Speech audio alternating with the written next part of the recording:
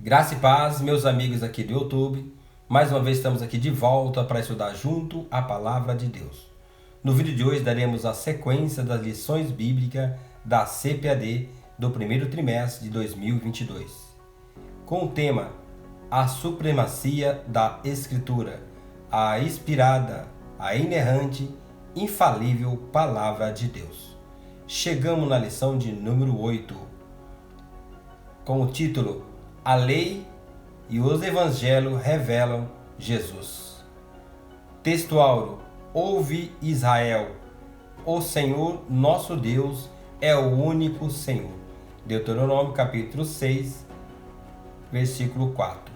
Verdade prática: a lei não salva, mas esboça o plano da redenção confirmado nos Evangelhos. Leitura bíblica em classe: Deuteronômio capítulo 6, do versículo 4 ao versículo 9, e Lucas capítulo 1, do versículo 1 ao versículo 4. A palavra-chave dessa lição é revelar. Vamos para os comentários. Introdução: a lei e os evangelhos pertencem ao Antigo e o Novo Testamento.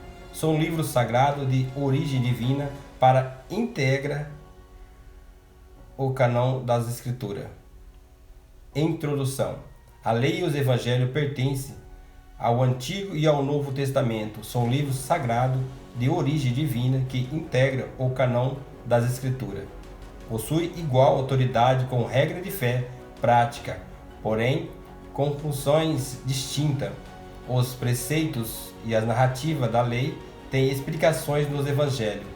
Na lição de hoje estudaremos a relação entre o Pentateuco e a mensagem de Cristo. Primeiro tópico: o Pentateuco, a lei de Deus. Primeiro ponto: os 5 livros da lei. Pentateuco é uma palavra que deriva de dois termos gregos, penta e teucho, que significa 5 volumes. Trata-se do conjunto formado pelos 5 primeiros livros do Antigo Testamento: Gênesis, Êxodo, Levítico, Números e Deuteronômio. No texto hebraico e pelos judeus ainda hoje, esses volumes são denominados de Torá, com o sentido de introdução, ensino, direção. A tonalidade do Pentateuco é identificada nas páginas da Bíblia Sagrada como lei, lei de Moisés, lei de Deus e a lei do Senhor. Segundo ponto: a grandeza da lei. Estuda sobre a lei e aspecto.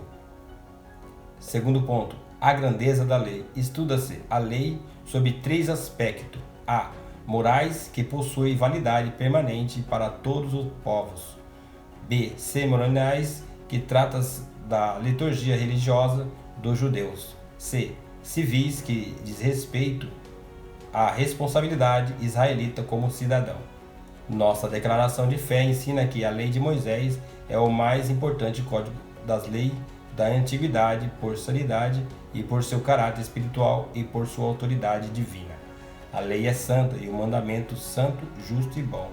A lei é espiritual, contudo, enfatiza o documento doutrinário que, em grandeza da lei, vai além de tudo isso, pois nela Deus esboça o plano da redenção humana em Cristo, porque o fim da lei é Cristo, para a justiça de todo aquele que crê.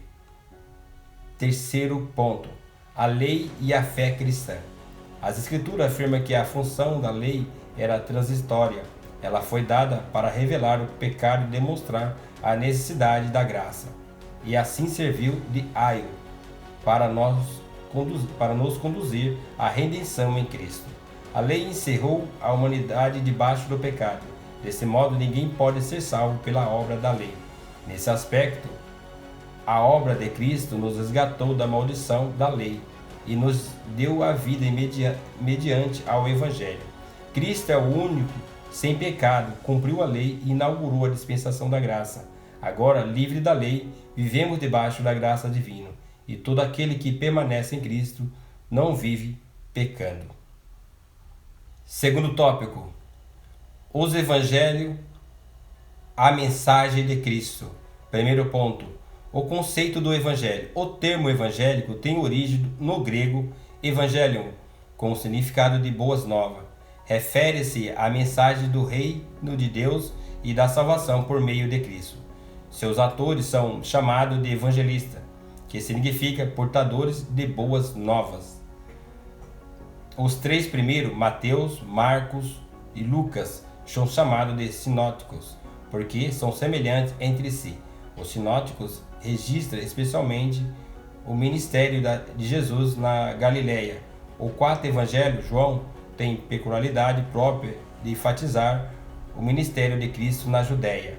Ressalta-se que, embora retratado de modo distinto, a mensagem do evangelho é única.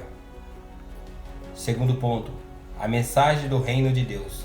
Em Mateus, o Senhor Jesus, após o batismo nas águas e a sua vitória na tentação no deserto, passou a pregar a chegada do reino do céu. Nos outros sinóticos, a pregação do reino também aparece como tema central da mensagem de Cristo. João enfatiza que o reino divino não é deste mundo. Os evangelhos indicam que as profecias messiânicas se cumpriram em Cristo. Nele, Jesus apresentado como filho de Davi e o filho de Deus. Sua vinda inaugura o começo do reino e requer a conversão dos pecadores. O reino aponta para a soberania de Deus sobre todas as coisas no presente. Terceiro ponto, a mensagem da salvação. Nos evangelhos, Jesus é identificado por três títulos principais: Salvador, Cristo e Senhor. Mateus registra que ele veio para salvar o povo dos pecados. Marcos afirma que é preciso crer em Cristo para ser salvo. Lucas assevera que ele veio para salvar o que estava perdido. João esclarece que ele é o Salvador do mundo. Por isso, a mensagem da salvação é um ato do amor e da graça pelo mérito de Cristo. Os elementos dessa salvação incluem fé no salvífico de Cristo e o arrependimento de pecado e o novo nascimento. Nesse sentido, Cristo declarou: aquele que crê em mim tem a vida eterna. Terceiro tópico, uma mensagem transformadora. Primeiro ponto, transformação do caráter. O caráter é definido como maneira própria de cada pessoa agir e expressar-se. Na lei, o Decálogo ou 10 Mandamentos apresenta orientações básicas para o modo de viver dos israelitas. Esses princípios também são aplicados nos evangelhos, exceto o guardar o sábado. Contudo, a mera observação de códigos não pode salvar ninguém. Somente a graça divina é capaz de transformar o caráter humano, por meio da ação do Espírito Santo e da obediência ao Evangelho. O homem pode compartilhar a natureza do caráter de Deus. Segundo ponto, a restauração da família. Na lei, a dissolução do casamento era permitido por qualquer motivo. Essa concessão banalizava a união conjugal e provocava ruptura na família. Nos evangelhos, Cristo ensina que o propósito divino para o casamento é a união indissolúvel entre o homem e a mulher. Esses ensinos enfatizavam como seguinte palavra: o que Deus ajuntou não separa o homem. As exceções são justificadas em caso de morte, infidelidade e disserção do lar pelo descrente, e o mesmo nas situações de traição e abandono. A mensagem de Cristo apresenta o perdão e a reconciliação como atitudes preferíveis. Terceiro ponto, a regeneração da sociedade. Nossa declaração de fé afirma que a estrutura dos mandamentos, que faz parte da lei, diz respeito de Deus e à sociedade, e envolve pensamentos, palavras e obras. O Senhor Jesus ensinou que todo o sistema mosaico, a lei dos profetas, está resumido em duas ações: amar ao Senhor e ao próximo. Os evangelhos asseguram que o amor de Deus para com a humanidade é a base da salvação. Em vista disso, os cristãos receberam a missão de proclamar essa mensagem às nações. Assim sendo, a igreja fiel, guiada pelo Espírito, a pregar e viver o Evangelho, torna-se o sal da terra e a luz do mundo. Conclusão: a função da lei era transitória, ela revela o pecado, mas também aponta o plano da salvação em Cristo. O Senhor Jesus nos libertou da condenação da lei. Nos Evangelhos, a boa nova dessa salvação está revelada. Em suma, as obras da lei não justifica, mas pela graça somos salvos, por meio do arrependimento, da fé em Jesus Cristo. Amém? Deus abençoe. Obrigado por você estar nos assistindo. Compartilhe esse vídeo e até o próximo vídeo, em nome de Jesus.